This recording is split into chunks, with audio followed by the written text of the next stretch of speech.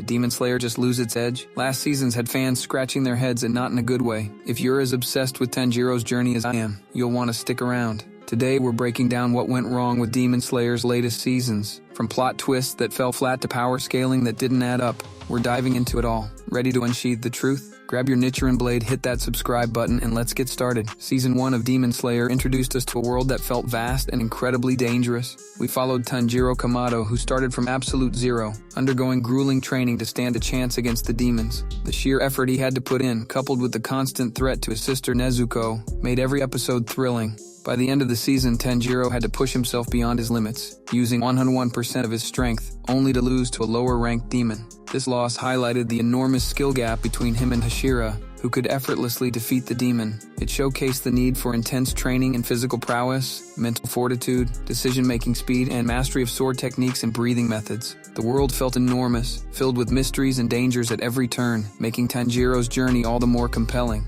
The train arc and entertainment district arc continued to showcase Tanjiro's progress. He grew stronger, but the show made it clear that he still needed significant help from the Hashira and his friends. These arcs did an excellent job of portraying the balance between his improvement and the formidable strength of the upper-ranked demons. During the battle with the upper moon demons, Tanjiro displayed remarkable growth by mixing water and sun-breathing techniques. However, even in his most intense moments, the toll it took on him was evident, adding to the realism of his struggle. The arcs also deepened our understanding of the Hashira and their roles, making their assistance seem both necessary and earned. This balance of power and struggle kept the story exciting and the stakes high. When it comes to animation quality, Season 3 of Demon Slayer did not disappoint. The fights were beautifully animated with stunning visuals and fluid motion that brought the battles to life. The attention to detail in the characters' movements and the vibrant colors of the attacks were mesmerizing. However, despite the visual feast, the content of the fights felt lacking. The stunning animation could not make up for the absence of engaging and dangerous battle dynamics that had previously defined the series.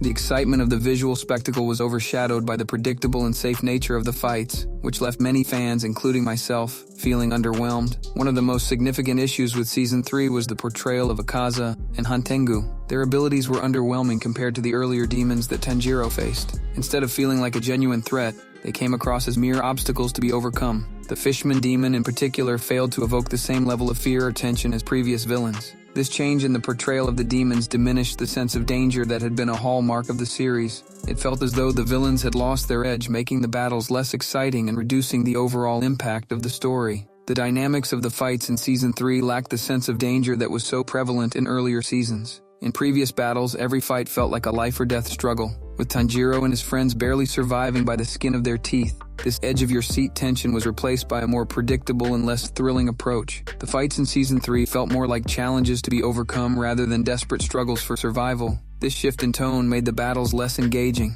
and robbed the series of the high stakes that had made it so captivating. The lack of a palpable sense of danger made the fights feel routine and diminished their emotional impact. Another aspect that felt off in Season 3 was the frequent interactions between Tanjiro and the Hashira. While it was exciting to see more of these powerful characters, their constant presence made them feel less special. The Hashira were supposed to be the elite of the elite, with only 12 in the entire world. Gyuto Tomioka and Shinobu Kocho, initially portrayed as mysterious and powerful, lost some of their mystique due to frequent interactions with Tanjiro. Similarly, Kyojuro Rengoku's heroic status and Tengen Uzui's formidable presence were diminished. Newer Hashira like Mitsuri Kanroji and Muichiro Tokido also suffered from this overexposure. This shift in dynamic diluted the sense of awe and respect that surrounded the Hashira, making their role in the story feel less impactful. One of the most glaring issues with Season 3 was the power scaling. Tanjiro's rapid progression felt rushed and unearned. In the earlier seasons, his growth was gradual and hard-fought, with clear explanations for his improvements. However, in Season 3,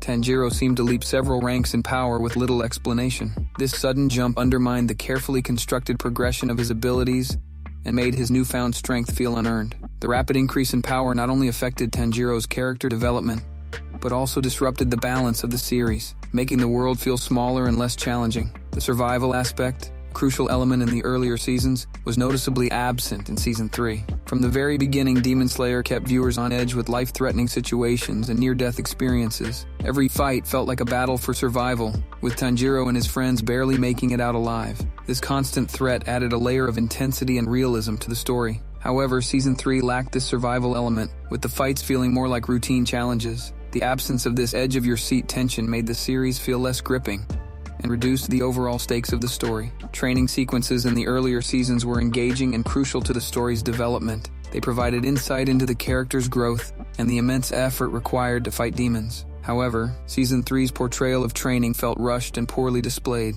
The training sequences lacked the depth and detail that made earlier sessions so compelling. Instead of showing Tanjiro's hard work and the challenges he faced, the show glossed over his training, making his rapid improvement feel unearned. This lack of detailed training undermined the realism of his growth and detracted from the overall narrative. Tanjiro's character development took an odd turn in Season 3. While his kindness has always been a core aspect of his character, some moments felt unnatural and forced. His interactions, particularly the excessive smiling, sometimes came across as creepy rather than endearing. This shift in his demeanor felt out of place and disrupted the consistency of his character. The overly nice behavior made certain scenes feel awkward and out of character, detracting from the overall storytelling. This change in Tanjiro's character was a noticeable departure from the natural and heartfelt interactions that defined his earlier development. Zenitsu Agatsuma, one of Tanjiro's closest companions, also experienced uneven character development in Season 3. Known for his fearful demeanor and incredible latent power, Zenitsu's growth felt overshadowed by Tanjiro's rapid advancement.